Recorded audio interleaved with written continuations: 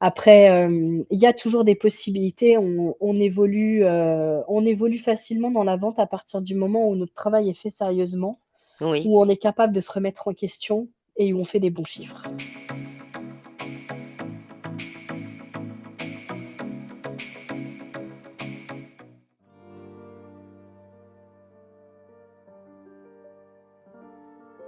Donc, bienvenue à tous ceux qui nous ont rejoints. Merci infiniment, Lauriane, de ta présence, sans Avec qui, plaisir, voilà, merci. nous ne pourrions pas avancer, voilà, sur cette connaissance. Donc aujourd'hui, c'est une table ronde qui va être dédiée aux métiers, voilà, qui forment une chaîne, hein, ces métiers de la performance commerciale, voilà, d'une entreprise, avec des environnements et des compétences et des perspectives d'évolution qui vont être un petit peu différents, puisqu'aujourd'hui, nous allons aborder donc 3 titres professionnels. Donc celui de conseiller de vente.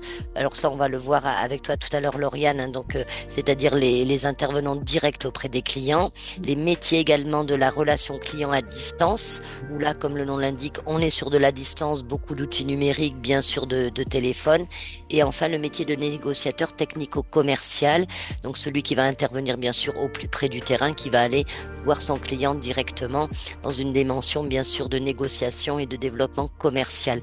Alors aujourd'hui, je suis accompagnée donc pour vous présenter voilà les personnes qui seront avec moi. Je suis accompagnée donc de Lauriane Rioux, qui est donc enseignante chez nous, bien évidemment, qui a été également responsable pédagogique de nombreuses années, qui enseigne depuis voilà une vingtaine d'années également, et qui est donc experte du terrain et qui va nous éclairer un petit peu ce champ des métiers voilà du commerce en général par le biais de ses titres pro. Et je suis également donc accompagnée d'Hélène, comme sur chacune de nos visios, pour vous présenter nos formations, à qui vous pourrez poser vos questions via le chat et qui va nous les relayer, les porter à notre connaissance de façon à ce que nous puissions répondre de manière plus précise. Merci en tout cas beaucoup, Lauriane, d'être là. Alors peut-être je vais faire une toute petite parenthèse, comme là nous allons parler des titres professionnels qui Oui, parfois sont un petit peu moins connus, voilà, tu sais, du grand public. Alors pour faire un petit rappel, donc un titre professionnel, c'est quand même une certification, un diplôme qui est reconnu par l'État et qui va vous être délivré au nom du ministère du Travail. L'avantage de ces titres professionnels, c'est que les durées sont relativement courtes, puisqu'en général, on est sur des formations de 8 mois à 12 mois, un petit peu plus longues si on les entreprend en enseignement en alternance, et ça, c'est tout à fait possible également, quel que soit votre âge. Et donc, c'est vrai que ces titres pro ont la particularité de, de vous donner donc des enseignements qui soient vraiment très concrets, qui soient directement liés aux besoins de l'entreprise, ce qui le rend très opérationnel, ce qui vous rend après, pardon, très opérationnel sur le terrain. Et l'objectif est vraiment de vous préparer, voilà, rapidement à pouvoir, voilà, effectuer les missions quotidiennes d'un vendeur, d'un conseiller relations clients, d'un négociateur également. Donc c'est une voie qui est particulièrement intéressante pour ceux qui veulent accéder très rapidement à l'emploi. Donc c'est vrai qu'un titre professionnel en général est composé de plusieurs blocs de compétences qu'on appelle familièrement AT, activités type, qu'ils peuvent être validés indépendamment ou bien sûr dans la globalité. Donc on verra tout à l'heure un petit peu justement tout ce détail grâce à toi, Lauriane. Donc Hélène, est-ce que tu as pu nous rejoindre? Oui, je Oui. suis là. Parfait. Merci Hélène d'être là et de nous faire remonter. Donc je présentais voilà aujourd'hui voilà que tu allais pouvoir nous faire remonter bien sûr toutes les questions du terrain pardon à Lauriane et moi-même. Donc alors Lauriane, pour entrer dans le vif du oui. sujet, donc on va peut-être présenter un petit peu les profils, puisque là on va aborder ces 3 titres pro. Donc c'est des profils, j'imagine, qui sont différents à chacun avec un niveau d'expertise particulier. Alors oui, effectivement, on a des profils différents du fait de la proximité ou pas avec la clientèle. Dans tous les cas, il faut avoir un sens du service, Oui. un goût du contact très prononcé, tout comme une certaine régularité, hein, puisque la vente, il faut quand même être, suffisamment à l'aise, être organisé, bien Mhm. évidemment ponctuel, Bien sûr. avoir une tenue professionnelle, hein, être soigné sur soi, c'est aussi très important et puis, bah, il faut tenir la cadence ou le Oui. rythme selon comment on se positionne. Voilà, il y a des objectifs qui sont présents dans les 3 titres, hein, selon les niveaux, puisqu'en fait, c'est juste une question de hiérarchie, Oui. si je peux parler crûment. Mhm. Et, et puis bah, la réalité du terrain va aussi aller dans le fait qu'il faut être disponible quand même, avoir des horaires très variables. Oui, Il faut être amené parfois à travailler le samedi, de plus en plus le dimanche aujourd'hui avec la conjoncture. oui, Donc voilà. Il faut également être à même de gérer l'agressivité des clients. oui, c'est pas Donc simple, cette pas prise de toujours recul est simple, oui. importante. Et comme je le précisais précédemment, malgré la hiérarchisation, à tout niveau, on peut être amené à gérer cette partie agressivité. Mais en tout cas, voilà, dans tous les cas, on a des objectifs qui sont fixés par notre hiérarchie. Oui, On se doit d'appliquer. Normalement, ils sont smart. oui, Voilà, vocabulaire professionnel, pardon, mais en tout cas, ils sont atteignables d'accord. et Oui, réalisables. voilà, il faut que ça suscite bien sûr l'envie. Alors, Mmh. par rapport à nos différents titres pro, alors le conseiller de vente, lui, c'est plutôt celui qui va aimer le contact direct avec la clientèle, c'est ça? Alors le conseiller de vente, voilà, il va apprécier davantage la relation client. Il peut être amené à avoir un goût prononcé pour certains produits parce qu'il va vouloir se spécialiser dans tel produit ou tel produit. Mhm. Il va aimer aussi, remporter des challenges, hein, bien évidemment. Oui, Les parce qu'il y a challenges les ou les objectifs objectifs, commerciaux, bien on sûr. revient au même. Oui, Dans tous les cas, voilà, il va apprendre à accueillir, à questionner son client pour connaître un petit peu les besoins du client, les reformuler pour s'assurer de sa compréhension. Et puis, bah, en proposant, il argumentera le pourquoi il propose telle ou telle chose, mhm. tel ou tel produit, prestation et autres. Et puis, il ira jusqu'à la conclusion de la vente, idéalement. D'accord. Donc ça, c'était pour le Voilà. conseiller de vente. Ça, c'est pour le conseiller de vente. Alors maintenant, si on parle de relations à distance, j'imagine que là, il faut être très à l'aise à l'oral, bien sûr. Alors, pour le conseiller client à distance, effectivement, Oui, il faut être très à l'aise à l'oral, mais également à l'écrit. oui, d'accord. On Oui, va parce qu'on attendre fait une souvent certaine suivre d'un rigueur. mail. Oui, Exactement. On va attendre une certaine rigueur, une certaine grammaire d'un conseiller client, d'un conseiller relation client à distance, où on sera moins pointilleux avec un conseiller vendeur. d'accord. Dans tous les cas, les techniques d'approche sont pour les mêmes objectifs, pas exactement les mêmes, du fait de la barrière avec le téléphone ou avec les Oui, écrits ou autre. Mais voilà, en tout cas, comment dire, c'est avoir aussi une relation plus apaisante facilement également. oui, Je fais souvent le parallèle dans les formations où j'explique à un conseiller de vente quand il a la gestion des conflits, qu'il va pas le gérer de la même manière qu'un conseiller relation client à distance. oui, bien Qui sûr. lui va par exemple pouvoir se permettre de dire excusez-moi, je vous mets en pause, je prends le temps de me renseigner. Du coup, ça Oui, permet aux deux parties mhm, de redescendre en pression et de pouvoir justement repartir. mhm, Malgré tout, on a un socle commun qui va être la communication, l'aisance bien sûr. communicative et les objectifs, qui seront des objectifs commerciaux tout à fait habituels, hein. On va aller de l'objectif basique à la vente additionnelle, autant par téléphone qu'en direct, Mhm, bien par sûr. exemple.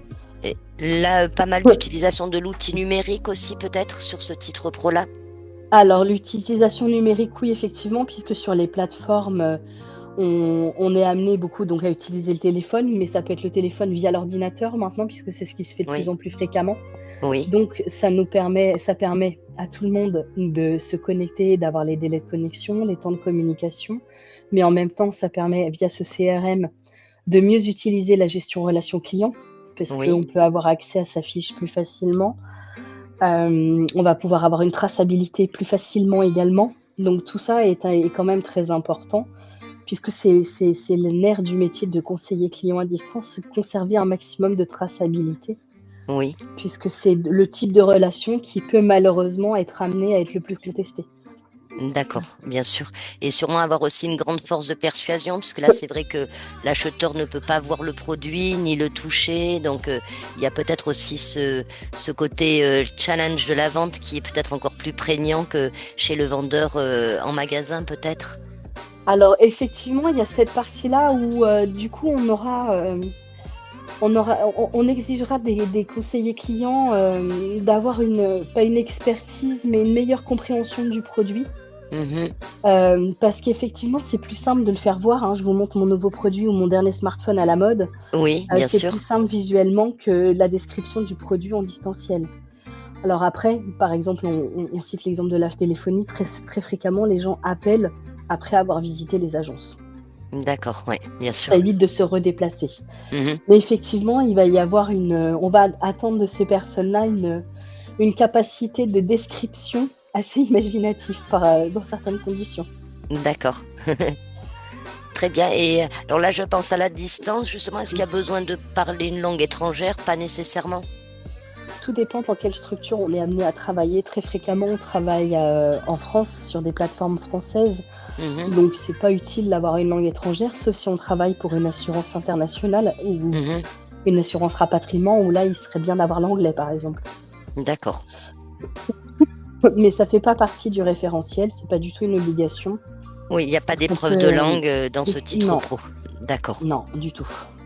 Très bien. Alors, et maintenant, si on passe au négociateur technico-commercial, donc là, c'est peut-être un petit peu plus vague dans l'intitulé pour les Alors là, étudiants. on est amené à avoir... on est ce qu'on appelait à une période plus communément le VRP, quoi. Oui, Donc le négociateur technico-commercial, lui, va être amené d'abord à travailler toute la prospection. oui. Il va créer son fichier client. Et souvent, il part de rien, hein, ou alors de peu de choses. Il doit le développer, il doit l'entretenir, mais il doit aussi l'étayer avec des bases bien précises. Donc c'est aussi pas mal de phoning, enfin d'appels, Mhm. pour essayer de décrocher un prospect. Ça peut être du porte-à-porte, toujours dans le même objectif, décrocher des prospects. Une fois que le portefeuille est plus ou moins étayé, on est aussi force de proposition dans les nouveaux services ou prestations proposés. On n'est pas du tout dans la même relation client. Là, le négociateur technico-commercial, pardon, va être plus amené à vraiment faire du porte-à-porte pour proposer. Oui, donc faut être un petit Donc, peu il va plus chercher le autonome, client. faut aimer Il faut être bouger, plus oui. autonome. Voilà, Mhm. exactement. Il faut être habile aussi. Alors, pas que dans les deux autres corps de métier, ça ne le nécessite pas, mais on va pas demander la même habileté commerciale ni la même façon de s'exprimer, puisque là, on est en position le NTC, donc le négociateur technico-commercial, va chercher le chaland. Oui. Alors que le conseiller de vente, dans son point de vente, le client va venir à lui, ne serait-ce que pour Mhm. prendre une information. Le conseiller client va recevoir un appel ou récupérer un mail, tandis que là, c'est lui qui va chercher. Donc, c'est l'autre aspect du commerce. On est vraiment dans une Mhm. relation commerciale pure, de A à Z. Très bien, parfait. Ben là, voilà, c'est bien cadré, je pense. Alors, Hélène, est-ce qu'on a des questions par rapport à ces trois profils Pardon. différents? Dis-moi. Oui, on me demande si, pour un étudiant, si on est timide, est-ce que le métier peut quand même être adapté? Alors, le D'accord. métier de vendeur, le Alors, métier de conseiller client, alors on m'a pas précisé pour quel métier, mais peut-être le commerce en général. alors j'ai envie de répondre, c'est pas forcément un frein, parce que si on est vraiment motivé par ce métier, en règle générale, on est capable d'aller au-delà et repousser ses limites. Mhm. Ensuite, c'est une relation qui s'installe assez aisément, j'ai envie de dire. Donc pour moi, c'est pas un frein. Il faut surtout pas s'arrêter à ça. Au contraire. Et il y a aussi des techniques. C'est vrai que souvent, une personne qui est un petit peu timide va un peu moins oser se lancer, mais c'est vrai que finalement, à travers les enseignements, je pense qu'il y a une Mm, méthode, comment on aborde le client, comment on le questionne, comment on présente. Donc, ça peut exactement. permettre de se rassurer un petit peu sur la méthode, voilà, pour se sentir un peu plus à l'aise. Et puis en termes d'atteindre les objectifs, le client va plus facilement accepter une proposition de quelqu'un qui va être un peu plus réservé, Oui, parce qu'il aura l'impression de ne pas se faire arnaquer. donc ça peut être un atout. Et le psychologique du client est hyper important. Donc non, faut surtout pas s'arrêter à la timidité, mais bien au contraire, la prendre comme un atout. Parfait. Merci Mer- beaucoup. Merci Lauriane, merci Hélène de ta question. Alors, si on entre un petit peu maintenant donc dans le parcours vraiment de compétences à développer pour chacun de ces titres pro-là, Mm, mm. est-ce que tu pourrais par exemple nous donner des exemples de ce qui va être réellement traité sur le terrain peut-être? Pour les 3 titres, du coup? Oui, voilà, sur les 3 parcours. Alors, il y a un socle de compétences communes, j'imagine. Tout le monde doit Exactement. communiquer avec son client, qu'il soit dans le magasin ou à l'extérieur. Il faut savoir gérer un petit peu et analyser les besoins. Et voilà, peut-être qu'il y a il y a quand même des spécificités finalement pour chacun. Alors, il va y avoir des spécificités, effectivement, notamment dans les compétences, bien qu'il y ait effectivement des compétences transversales. Mhm. Si je prends l'exemple du conseiller vendeur, pardon, Oui, je vais vous parler très clairement avec les arguments pédagogiques, hein, comme ça, il y a pas de subtilité et il y a surtout pas de quiproquo. mhm. Le titre, il va être découpé en 2 gros modules, si je peux parler comme ça. Oui, Le premier gros module sera la contribution à l'efficacité commerciale d'une unité marchande dans un environnement omnicanal. oui, Donc ça veut bien dire ce que ça veut dire, hein. Il faut contribuer à l'efficacité pour pouvoir la développer, la mettre en place. Donc ça en passe par assurer une veille professionnelle, ça en passe par participer à la gestion des flux marchands, mhm. le merchandising, analyser ses performances commerciales et en rendre compte. Donc ça c'est pour la première partie, le premier module. Mhm. On va avoir le deuxième gros module qui, quant à lui, sera l'amélioration de l'expérience client dans un environnement omnicanal toujours. Donc là, Donc, l'idée, c'est bien évidemment de pardon. des notions de qualité, là, donc de satisfaction. Exactement. Oui. Exactement. La satisfaction, la qualité client, là, ce seront les maîtres mots. Tout le monde doit être à même de savoir ce qui est attendu par la clientèle et autres pour la fidéliser. Ce qu'on appelle l'expérience client, hein, tout simplement. Donc l'expérience client Oui, doit être valorisée, doit être entendue. bien sûr. Donc ça, ce sera pour le conseiller vendeur. On reparlera de la satisfaction client dans tous les contextes, hein, de toute façon. Aujourd'hui, dans tous les secteurs d'activité, c'est le maître mot. Donc Bien il n'y sûr, aura parce pas que de la surprise. concurrence est importante et donc effectivement, ça c'est vraiment un indicateur puissant pour les entreprises. Exactement. Mhm, Sans lequel, aujourd'hui, une entreprise ne se remet pas en question, donc n'est pas capable de revoir sa copie, donc par conséquent, va perdre une partie de sa clientèle. mhm. La partie conseiller relations clients à distance, quant à elle, on va être sur 2 gros modules également. Le premier qui sera assurer des prestations de services et du conseil en relation client à distance, Très qui va se bien. découper de la manière suivante. On accueille le client ou l'usager, puis on le renseigne. On accompagne un client, on l'assiste ou on le conseille. Je sais pas, je vous donne un exemple, vous travaillez sur une plateforme et puis vous avez un souci avec l'application, vous appelez un conseiller qui va vous orienter, qui va vous guider. Mhm, C'est aussi ça le métier de conseiller client à distance. Et puis la gestion des situations difficiles, on en parlait tout à l'heure, hein, la gestion des situations difficiles qui peut être très compliquée à gérer parfois. mhm. L'avantage du téléphone, c'est qu'on peut les mettre en pause. Oui. Gentiment, bien sûr, et poliment.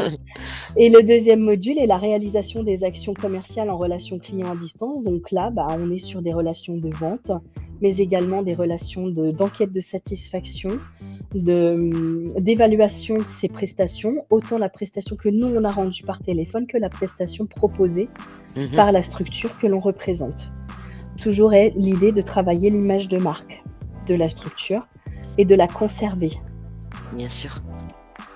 Et puis ensuite, on a donc le négociateur technico-commercial qui lui va avoir 2 gros modules également. Donc le premier module sera l'élaboration d'une stratégie de prospection pardon, et sa mise en place. Donc Oui, je c'est vous en rechercher parlais les tout à clients l'heure. On dont tu nous recherche ses parlais tout à clients. l'heure. Oui. Et la deuxième, la négociation, négocier une solution technique et commerciale en consolidant l'expérience client. Donc là, c'est d'aller jusqu'à la conclusion de la vente en passant par la satisfaction, tout en se disant qu'on fidélise le client et qu'un seul achat ne suffira pas et il aura à nouveau besoin de nous dans Mhm, un temps certain. bien sûr. Donc voilà, en gros, grossièrement, les compétences attendues pour la validation du titre et les compétences à mobiliser en entreprise pour réunir l'intégralité du poste, en gros. Voilà. Très bien. Parfait. Hélène, des questions peut-être sur ces compétences ou non? Non, pas pour le moment, j'ai pas de questions. D'accord. Alors là, on voit que on disait tout à l'heure, tu sais, Lauriane, que les titres pro ont l'avantage de vraiment professionnaliser les personnes. Donc c'est vrai que tout ça, c'est cet aspect théorique que vous allez apprendre en école, que les apprenants vont travailler donc avec nous ou d'autres établissements. Après, c'est vrai qu'il y a quand même la question du terrain. Donc les stages parfois sont obligatoires ou non sur Mm. les titres professionnels. Donc qu'est-ce que tu en penses toi voilà de ces expériences terrain? Ça aide, j'imagine, bien sûr, à la fois pour mieux apprendre, se rendre mieux compte des réalités et préparer aussi l'examen. Exactement, c'est-à-dire que d'aller se confronter à la réalité terrain, c'est jamais négatif de toute façon et ça a toujours été très Mhm, formateur pour diverses raisons. Les apprentissages faits en salle font sens, donc du coup ça permet d'assimiler et de faire les liens. Parfois, mhm, quand on est assis derrière notre bureau ou derrière un ordinateur, on apprend, on comprend ce qu'on apprend, mais ça fait pas sens avec la réalité terrain. Donc d'aller en entreprise, ça permet vraiment de concrétiser tout ce que nous avons pu acquérir en salle de formation, à travers les ouvrages, à travers éventuellement le speech des formateurs. Voilà, ça fait sens et puis ça développe une expérience, ça va nous permettre de développer certains réflexes. Moi, je suis plus que favorable au stage en entreprise. Plus on peut en faire, mieux c'est. mhm. Bien évidemment, pas forcément au détriment de la période de formation théorique, mais plus on pratique, mieux c'est. Après, c'est Bien comme sûr. le permis de conduire, hein. Apprendre à conduire tout seul, attention aux défauts qu'on peut développer. D'où le fait de garder et de maintenir quand même une période en salle conséquente par rapport à l'expérience professionnelle. Ça va nous permettre le jour du titre Mhm. de présenter les compétences professionnelles terrain que Oui, l'on a développées en entreprise. Puisque pour les passages de certification, on a des dossiers professionnels à compléter dans oui, on va lesquels y on venir. Oui, oui, résume oui. les compétences. Donc, plus on peut le développer, plus on peut l'essayer concrètement, mieux on montre au jury qu'on a compris ce qu'on faisait, qu'on sait ce que c'est que le métier et Bien que sûr. en fait, on est aujourd'hui au bon endroit face au jury à présenter notre expérience pour validation.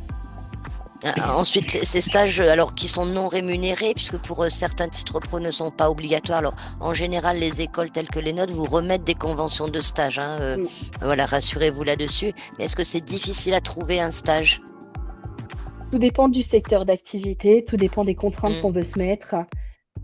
Sur certains Pour le Ça dépend du technico-commercial, bassin peut-être. d'emploi Oui, aussi. Pour le oui. technico-commercial, c'est pas C'est peut-être un forcément peu le plus plus dur. compliqué. Non, Bien oui, non, parce que très généralement, il va faire le travail du vrai technico-commercial qui lui est en démarchage. oui, Donc d'accord. il va récupérer, si je peux dire, la tâche de tout ce qui est émission phoning pour décrocher du prospect. D'accord. Donc, il va faire Donc le en fait, il préparer un peu interviendrait avant. améliorer le fichier client. D'accord. Exactement. Ou peut-être ça peut être compliqué, tout dépend le bassin d'emploi aussi sur lequel on se trouve, parce que je Oui, pense aux conseillers clients à distance. On n'a pas forcément des plateaux d'appel, oui. mais il ne faut pas hésiter non plus à démarcher les assurances, à démarcher les banques. Mhm. Ça peut être plus compliqué. Après, ce qui peut être compliqué aussi sur les conseillers clients à distance, c'est l'amplitude horaire. Oui, Si on est retenu par des transports en commun, des gardes d'enfants jusqu'à une certaine heure et qu'on ne peut pas aller au-delà d'une certaine heure au travail, alors certes en stage, généralement on n'est pas trop confronté à ce genre de difficultés, ça va plus être pour l'insertion derrière. oui, d'accord. Donc peut-être un peu plus compliqué pour Voilà, le conseiller client. client à Et, distance. d'accord. Oui, puis parfois il y a aussi du télétravail aussi, j'imagine, ce qui rend un peu compliqué de pouvoir s'insérer au sein d'une équipe qui va vous montrer, Exactement, vous apprendre. Mm. c'est ça. Et puis bah, le conseiller de vente, lui, en règle générale, il trouve assez facilement un stage parce que on a toujours besoin de petites mains, si je peux dire, Mhm. pour remettre les stocks en place, pour remettre l'arrière-boutique propre et rangée, pour tout ce qui est mise en rayon. Comme ça permet aux vendeurs titulaires, malheureusement désolé de parler ainsi, de plus se consacrer à l'atteinte de leur objectif. Bien sûr. Et c'est vrai qu'en plus, c'est l'intérêt de ces stages, même si pour certains ils ne sont pas obligatoires, c'est aussi déjà de se faire un premier réseau, Mm. de demander pourquoi pas des lettres de recommandation, et ça peut aussi déboucher sur de l'emploi assez régulièrement, j'imagine. Ça peut arriver, oui, oui, au contraire. Enfin, c'est vrai qu'en tout cas, en termes de développement de réseau, c'est hyper important. Oui. Et puis quand on met un pied dans une boutique, je pense à un centre-ville par exemple, on va vite sympathiser avec les commerçants environnants. Du Mhm. coup, on va développer encore plus notre réseau. Donc c'est tout un autre avantage en fait de faire un stage dans ce genre de situation-là, de toute façon. Très bien, ça permet de voir un peu quel secteur nous intéresse aussi, plus ou moins. Avoir une première Exactement. expérience et réussie, ça peut toujours aussi encourager pour passer ce fameux diplôme sur lequel donc je vais enchaîner, parce que là, c'est vrai qu'on arrive sur la partie la plus stressante, hein, qui est donc l'examen. Donc avec des épreuves un petit peu diverses, il y a des oraux, des écrits. Alors est-ce que tu pourrais nous parler un petit peu peut-être du jury et des conditions de passage et ce que l'on attend aussi de l'apprenant le jour de l'examen? C'est une journée en général ou c'est plusieurs journées C'est d'examen? variable. J'ai Oui, envie de dire, tout dépend comment l'organisme de formation organise la session. oui, Alors oui, ça peut être sur une seule et même journée, d'accord. puisqu'en règle générale, on a une épreuve pour la majorité d'entre eux, je revérifie mes dires, mais pour la majorité d'entre eux, on est sur une journée de formation, une journée d'épreuve. Donc Cette journée, pardon. voilà. En général, vous êtes convoqué par l'école dans laquelle vous avez passé l'examen, hein. C'est vrai que là, on n'est pas sur un diplôme national comme un BTS, où là, C'est les vrai. épreuves sont toujours au mois de juin. Bien souvent, vous verrez que les écoles telles que la nôtre, nous allons vous proposer 2 sessions possibles. Alors, souvent, on a des examens en septembre-octobre, ensuite sur décembre-janvier ou encore février. Donc, ça permet voilà, de pouvoir faire des immersions, enfin des insertions, voilà, même en milieu d'année, contrairement voilà, au diplôme plutôt éducation nationale. Donc ça, c'est encore un avantage des titres professionnels. C'est ça, exactement. Là, par exemple, pour le conseiller vente, donc on a la présentation du dossier professionnel qui est à rédiger en amont. Oui, Donc le dossier professionnel va être le récapitulatif de toutes les compétences que nous avons mobilisées avant ou pendant le passage de titre, oui. en lien évidemment avec le métier visé. Mhm. Donc le J'insiste sur le en référentiel, lien, oui, donc en lien avec le référentiel de certification. oui, Donc ça se présente 2 CCP égale à peu près 2 types d'épreuves différentes, hein, c'est en règle générale ça. Comment dire, excusez-moi, je vais y arriver. Le je dossier t'en prie. professionnel va être visité principalement sur l'entretien final, Oui, sur la majorité des titres, puisque l'entretien final va s'avérer, je passe à la fin, mais je vais vous expliquer après le tout, bien sûr. oui, L'entretien final va être, lui, quant à lui, vérifier, le jury va vérifier que vous avez bien compris, que vous étiez entre guillemets au bon endroit, que vous avez pris connaissance et conscience de ce à quoi il faut vous attendre dans la réalité terrain, mhm, et que vous êtes un bon professionnel déjà, puisque il faut pas se dire le jury va me poser des questions pièges. Il faut surtout pas se dire oh là là, je vais jamais y arriver. Non, le jury vient discuter avec des collègues. d'accord. C'est l'état d'esprit qu'il faut avoir quand on arrive devant la présentation, même si on est là aussi nous pour Oui, c'est montrer qu'on rassurant. est capable. Oui, Le jury n'est pas là pour vous juger, il est là pour évaluer vos compétences professionnelles. En gros, il se pose 2 questions. Est-ce qu'il est bon professionnel et est-ce que je l'embaucherai? mhm, Voilà, faut pas se mettre martel en tête outre mesure. Il vient aussi chercher des idées innovantes à travers vos productions, à oui, travers les échanges que vous pouvez avoir. Vous comprendrez ça si un jour vous êtes vous-même jury, ou en tout cas quand vous aurez quelques années d'expérience.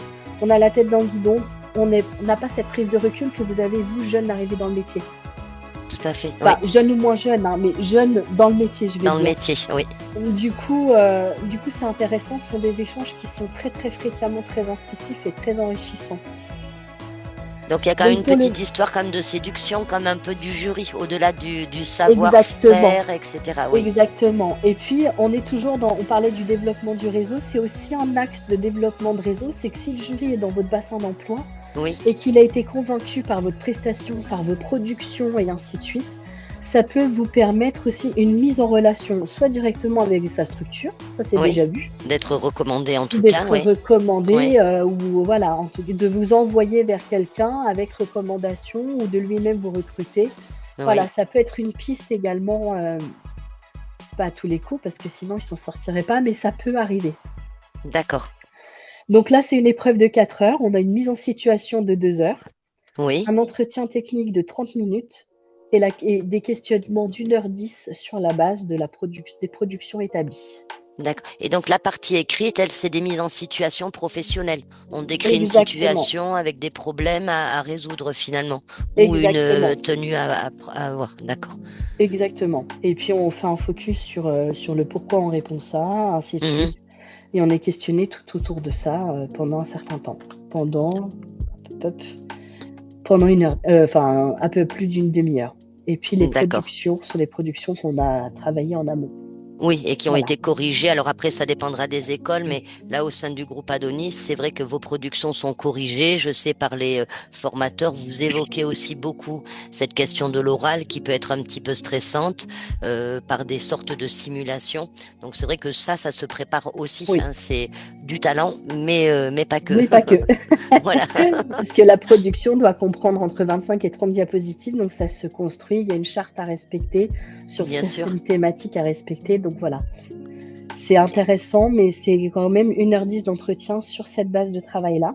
D'accord. Donc voilà, ça a été effectivement vu en amont avec les formateurs, corrigé, Oui, mais remis au jury avant la certification qui a eu le temps de oui. s'étudier aussi.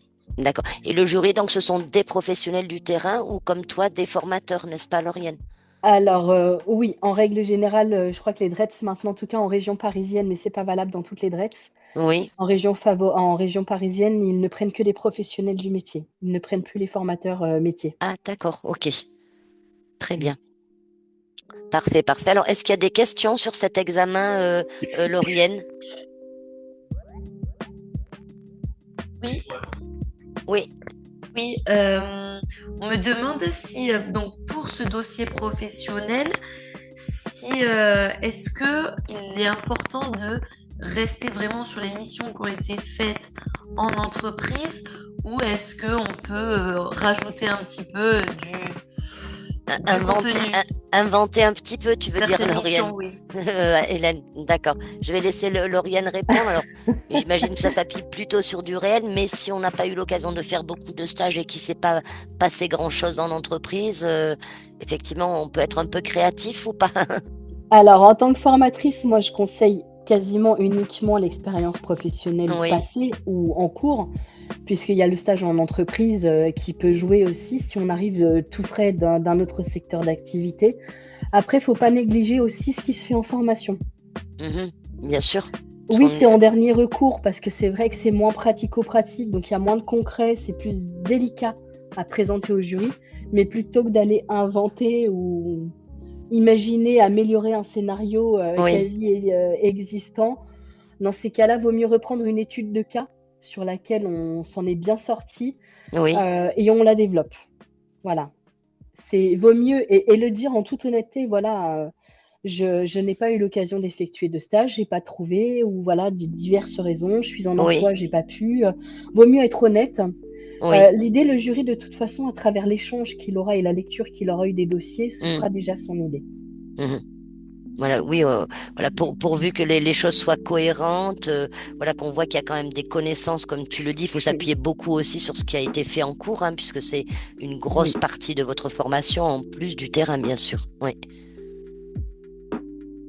Parfait, merci beaucoup. Et Hélène, il y avait d'autres choses sur cet examen? Non, Non, c'est pas sur le conseiller vendeur, on va pouvoir passer sur le conseiller client à distance. Voilà, bon, allez, c'est parti. Alors, le conseiller client à distance, c'est le seul des trois titres dont on parle ce soir qui n'aura pas de production à rendre en amont, à part le dossier D'accord, professionnel. ok. Quant à eux, ils ont une épreuve pratique, une mise en situation professionnelle de 3 heures, Un peu plus longue, donc qui est oui. un peu plus longue. On leur remet toute une liasse de documents qui est assez conséquente, qu'ils vont devoir éplucher, analyser, proposer. Et Mhm, donc, dans cette mise en situation, on va leur demander de résumer une situation, d'identifier des enjeux clients-entreprise et de oui, rédiger une réponse professionnelle. Donc, quand je parlais tout à l'heure de la communication, c'est en cela que c'est très important. oui, aussi à l'écrit, donc oui, bien sûr, oui. Exactement. Mais toujours dans cette mise en situation professionnelle, on va leur demander de préparer 6 échanges clients concrets D'accord. qu'ils conduiront avec le jury. Oui, d'accord. Donc il va falloir à un moment donné sortir la tête de son écrit pour Exactement. changer Pour d'activité. aller échanger. Alors, en règle générale, ça se fait par téléphone. Oui. Est-ce Ah, que là, ça se fera par téléphone? En général, oui, c'est mieux parce que ça mhm, permet de mettre vraiment en situation. De réalité, oui. Et donc, le candidat gère, avec le jury qui se fait passer pour un usager, les D'accord. 6 situations qu'il aura eu à préparer. D'accord. Donc, ce sont des petits sketchs, en fait. Pardon, exactement. Donc, là aussi, Exactement, donc ça, c'est bien de c'est s'entraîner. On peut aussi s'entraîner là-dessus. exactement. C'est bien de s'entraîner. En règle générale, et je le vois avec les apprenants j'accompagne actuellement encore, ils me le disent, en fait, je regarde plus du tout, ou je fais quand même beaucoup plus attention qu'avant, à la façon dont les conseillers me parlent par téléphone. En fait, on va Oui, développer cet esprit critique, tout à logique, fait. hein, puisqu'on a la tête dans le guidon pendant Bien X sûr. mois sur la question. Et du coup, c'est tout à fait le genre de choses que vous allez mettre en avant, parce que tout ce que vous n'appréciez pas, Mhm. mais tout ce que vous apprenez, vous allez vous dire, mais il y a un bug là, quelque part. Donc, du coup, c'est intéressant. Et entraînez-vous avec ça aussi. Prenez acte des erreurs des personnes quand vous-même vous êtes usager, Oui, justement pour ne pas les reproduire. oui, pour voir ce qu'on aurait aimé avoir en plus. Exactement. Bien sûr, oui.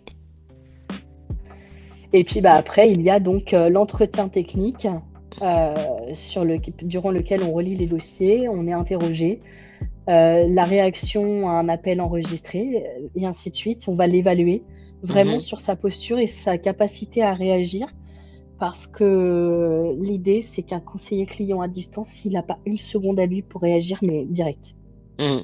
C'est ça, il faut être Donc, très vif. il faut que ce soit très rapide, très bien géré, avec une gestion des conflits et des situations difficiles à toute épreuve, Oui, et du tac au tac sans réfléchir. En fait, il faut que ce soit un réflexe. oui. C'est pour ça qu'il y a quand même des qualités vraiment, Exactement, relationnel. voilà, relationnelles qui doivent être un petit peu innées pour mener à bien quand même un petit peu Et voilà, d'être diplomate, etc. J'imagine un peu par nature. exactement. Il ne faut pas qu'on soit trop impulsif pour ce genre de métier, Oui, sinon ça passe pas. c'est sûr. Et puis ensuite, on a les questions du jury, un retour sur les échanges de la mise en situation professionnelle. Pourquoi vous avez fait tel choix et pas tel autre? En Mhm. gros, on va vérifier pourquoi vous réagissez ainsi à tel moment. Il n'y a pas de bonne ou de mauvaise réponse à partir du moment où vous savez justifier pourquoi, à Bien cet sûr. instant-là, Oui, vous avez estimé que c'était cette solution-là qu'il fallait apporter. Et puis, bah, l'entretien final, où là, on est avec le dossier professionnel, vos motivations, votre posture professionnelle. En gros, l'entretien final est commun à tous les titres, de toute façon. oui, voilà, c'est voir, on ressent, est-ce que vous êtes fait pour ce métier-là ou pas, quoi, finalement. Est-ce que vous avez bien compris Exactement. aussi les missions qui seront les vôtres et si vous correspondez au profil. Exactement. C'est un petit bout d'entretien de recrutement, quoi, finalement, ce dernier En gros, passage. oui, on appelait Oui, ça à l'époque plutôt entretien de motivation plutôt oui, qu'entretien final. mhm, Mais dans tous les cas, ça revient effectivement au même, quoi. d'accord. Merci beaucoup, Lauriane. Mais Alors là, on a vu les titres, les trois titres, hein, là. non, il nous manque le Non, il nous manque le négociateur négociateur, voilà. technico-commercial. Alors oui, alors là, comment? Puisque là, il s'agit de prospection normalement sur le terrain, d'aller chercher et visiter un petit peu son client. Donc là, au niveau de l'évaluation, c'est C'est comment la est-ce plus qu'il est, lourde. voilà, comment ils arrivent à le rendre assez concret, assez concrète ces épreuves. Alors là, ils ont 8h30 d'épreuve. Oui, d'accord, oui, c'est un peu Déjà, plus pour lourd, oui, démarrer, c'est très dense, c'est très lourd. oui, C'est probablement très anxiogène, hein, 8h30 d'épreuve, c'est tellement long que ça doit être. Mais en oui. même temps, c'est découpé de telle manière que finalement, le temps passe très vite. Et puis là, c'est vrai qu'il faut pas oublier qu'on est sur un niveau de bac+2, hein, une fois qu'on a validé, Exactement. donc forcément, le niveau d'exigence va être plus lourd que pour Au-dessus. conseiller de vente. Oui, Tout à bien fait. sûr. Donc là, on a une mise en situation professionnelle qui dure 6h30, Oui, qui nous permet d'évaluer la prospection, l'analyse des performances. Donc là, on est vraiment dans du concret de chez concret. mhm, La représentation de l'entreprise, la conception d'une proposition technique et commerciale, la partie négociation, ce qu'on met en œuvre, le travail réglementaire oui, et autres, et la réalisation d'un bilan, et surtout savoir en rendre compte. très bien. Donc ça reprend l'intégralité des compétences à mobiliser pour le titre. Mhm, Sur le module 1, puisque le module 2, c'est l'expérience client, donc là on est plus sur la satisfaction. oui, Et donc ensuite, il y a une production en amont à oui, présenter au jury. Donc pareil, en même temps que le dossier professionnel, ça partira en même temps. Où mhm, là, on demande un diaporama de 10 à 12 diapositives qui présente les différentes actions commerciales envisagées, une analyse des résultats, un tableau de bord complété, et ainsi de suite. Et on leur demande de travailler tout ça et D'accord. de présenter tout ça. Et de faire une analyse après de la situation ou d'un Exactement, secteur commercial. exactement. Avec les propositions commerciales qu'ils trouvent judicieuses à appliquer ou en tout cas à proposer. Mhm. Parce que malgré tout, c'est un bac+2, mais le négociateur technico-commercial, pardon, n'est souvent pas le décideur. Oui, Donc, il peut proposer ce qui lui paraît le plus cohérent, ça passe ou ça passe pas. oui. En tout cas, on demandera à un NTC d'être très réactif, du tac au tac, avoir une capacité d'adaptation et à rebondir très rapidement, parce que pareil, il peut à tout moment réagir et on va lui demander de réagir du tac au tac. Oui, et il doit avoir une argumentation qui soit aussi assez solide aussi quand même en fonction vraiment de la personne qu'il a en face de lui. Oui, oui. Exactement. Et donc, ça va lui demander d'avoir une excellente maîtrise de son produit ou de ses prestations. Mhm,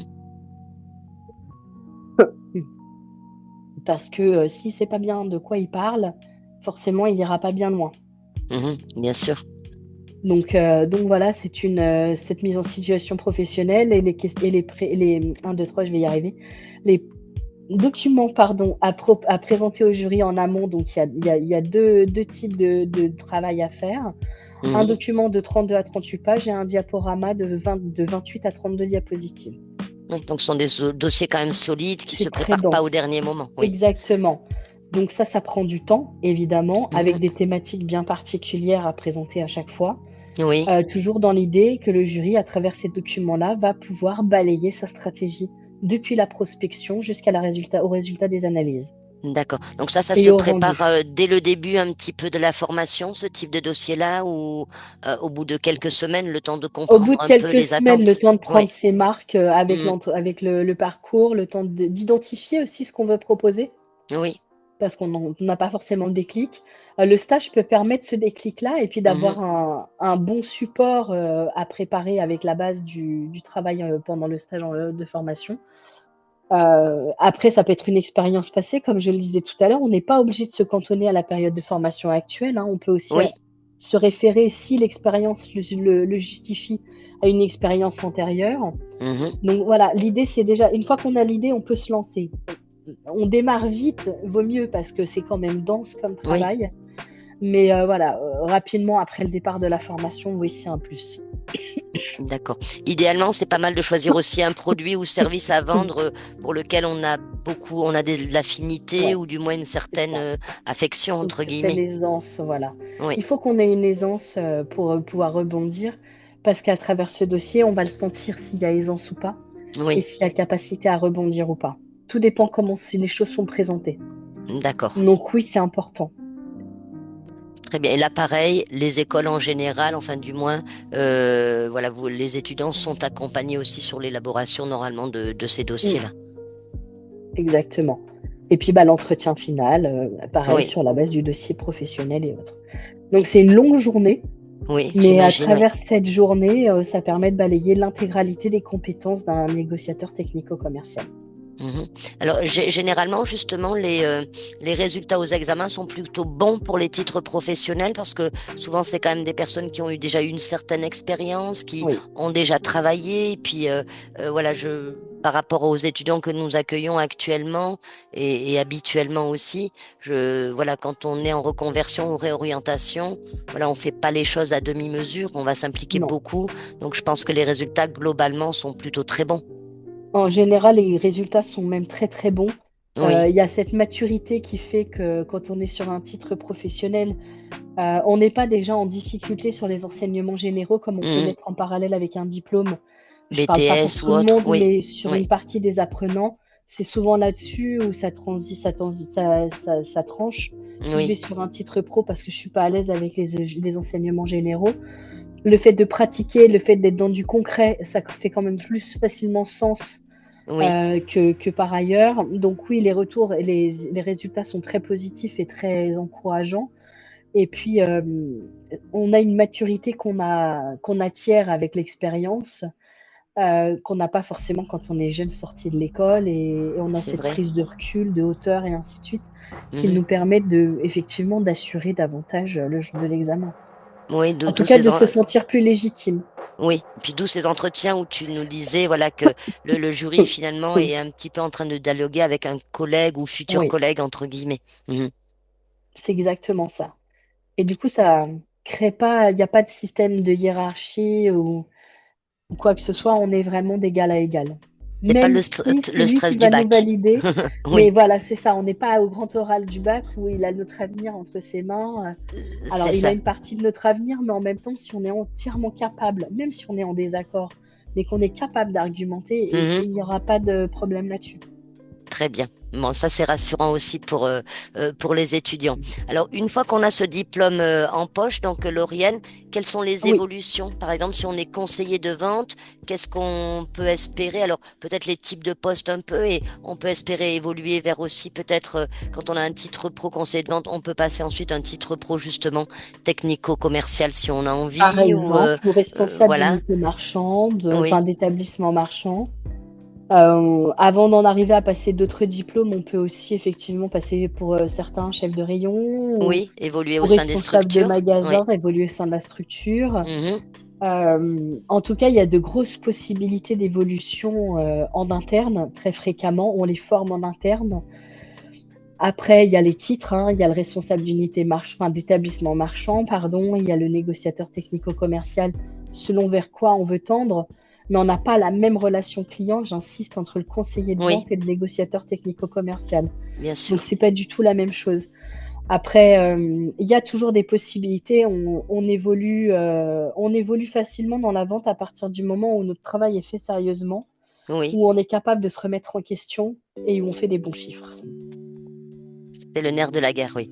C'est ça. Très bien. Avec un conseiller, quand on est conseiller client, par exemple, Oui, quand on veut évoluer, on démarrera dans un premier temps par passer superviseur ou chef de pôle, par exemple. Très souvent, sur une centrale d'appel, on a ce qu'on appelle des pôles. Bon, bah, on devient responsable du pôle, entre guillemets, donc on chapeaute une petite équipe de 6, 8 personnes selon, ou peut-être un peu plus, ça dépend des structures. mhm. Une fois qu'on a été chef de pôle, on peut passer ce qu'on appelle superviseur plateau, où là, D'accord, oui, on est encore au-delà. oui, Et puis après, on peut passer responsable du service de la centrale d'appel. Voilà, il y a des possibilités d'évolution. Je vous oui, avoue qu'en règle générale, les places sont très chères, oui. mais il y a des possibilités d'évolution aussi à partir du moment où on est prêt à bouger. Bien sûr aussi, voilà, il y a une certaine mobilité aussi, Il bien faut sûr. avoir une Oui, certaine mobilité, autant géographique que horaire. mhm. Voilà. Et le négociateur technico-commercial, lui, il pourra tendre à être chef d'une équipe de négociateurs commerciaux. Il pourra être éventuellement responsable d'un secteur. Ça dépend des structures dans lesquelles il évolue, hein. C'est très très variable. Mais dans tous ces métiers-là dont on a parlé aujourd'hui, il y a foison d'évolution. Oui. Et on voit, il y a quand même une grosse prégnance, gros développement des ventes quand même à distance quand même aussi. Là, Oui, on voit que c'est quand même très marqué actuellement si on fait un petit peu de veille sur le secteur du commerce et de la vente. Donc c'est quelque chose auquel il faut rester quand même aussi ouvert, j'imagine. exactement. Oui, Exactement, c'est hyper important. Beaucoup de choses se font par téléphonie. On le voit aussi avec l'activité bancaire ou oui. l'activité des assurances. Il n'y a pas que les achats, il y a aussi de nombreux services. Mhm. Euh, donc oui, il faut savoir, si on sait s'adapter, il y aura du travail de toute façon. Oui, Ça, c'est indéniable. Et même dans ces milieux-là, il faudra juste s'adapter à la nouvelle version de notre métier. oui, bien Mais sûr. il y a du travail, il y a des possibilités d'évolution sans problème, au contraire. Très bien. Merci beaucoup, Lauriane. Hélène, est-ce qu'il y a des questions en ce sens avant que peut-être je conclue un petit peu sur comment ça se passe, comment se passent les admissions en général hein, pour ces titres pro-là? On me demande si le titre professionnel est un titre qui est reconnu partout en Ah, France. oui, Oui, hein, oui, Lauriane, oui, oui. oui. Un titre professionnel est reconnu partout en France au même titre qu'un diplôme, comme un bac ou un BTS. C'est Mm. exactement la même chose. C'est seulement pas le même ministère. Tout à fait. Là, c'est le ministère du Travail.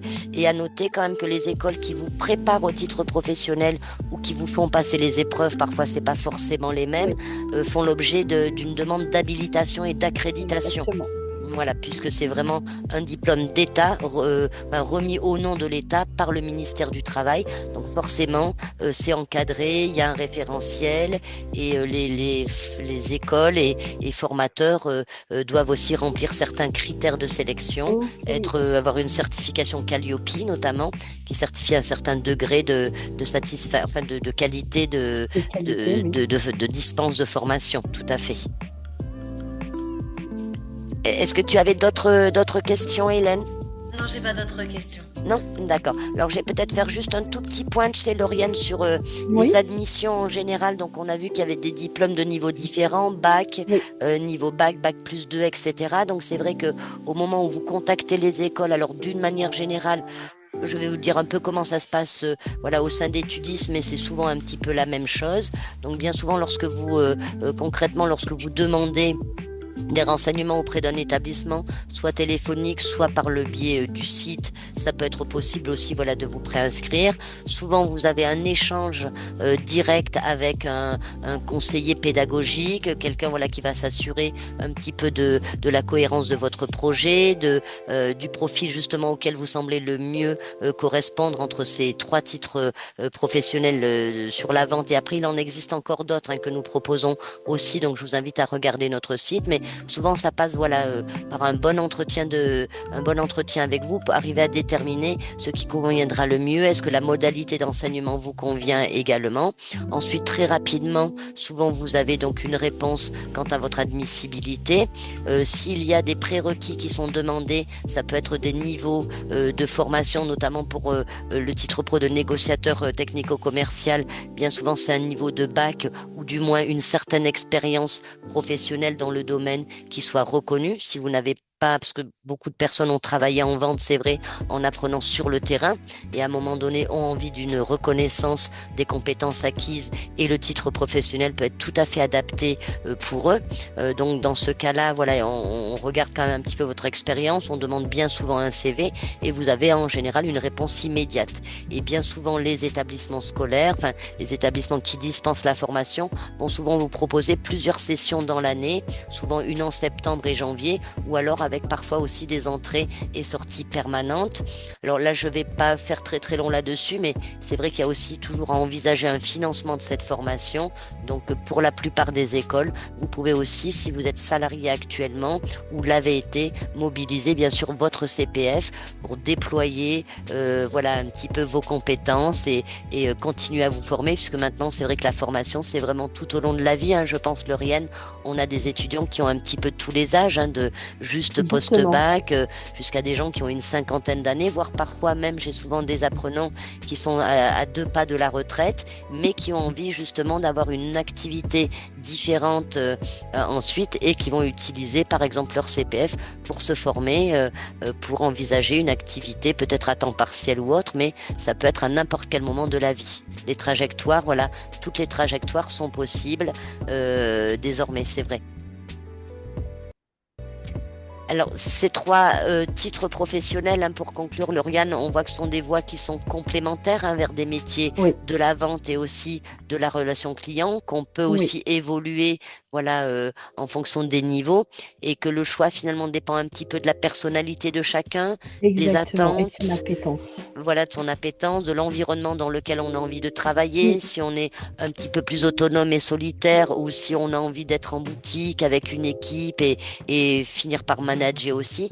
Donc c'est vrai que voilà, l'idée justement lorsqu'on a un entretien avec vous, ben, c'est de sonder un petit peu tout ça de manière à voilà bien voilà pouvoir vous conseiller, vous accompagner dans votre projet de formation. C'est aussi bien sûr notre rôle. Exactement. Lauriane, est-ce que tu voulais ajouter quelque chose pour conclure? Ou Hélène, peut-être, est-ce qu'il y a des questions? Dis-nous. Non, il n'y a plus d'autres questions. Non? D'accord. Bien, en tout cas, voilà, j'espère que Cet échange vous aura permis d'y voir un petit peu plus clair dans ces métiers de la vente, connaître aussi ce qu'est un titre professionnel et sa valeur justement sur le terrain. Et bien sûr, nous serons ravis de vous aider en termes d'orientation ou d'accompagnement à la formation avec Lauriane, à qui je laisse le petit mot de la fin. En tout cas, voilà, toutes vos qualités peuvent être des forces, donc n'en faites pas un frein selon vos choix d'orientation, c'est très important. Et prenez la décision en fonction de votre appétence, en fonction de votre envie, et n'écoutez pas toujours la raison. C'est très sage. Merci beaucoup, Lauriane. Merci à vous et merci pour cet accueil. Merci beaucoup, merci à toi. Merci Hélène aussi de ton accompagnement. Merci Corinne. Je vous dis à très bientôt sur nos sites ou autres tables rondes. Au revoir. Bonne Au soirée. revoir, très bonne soirée. Merci.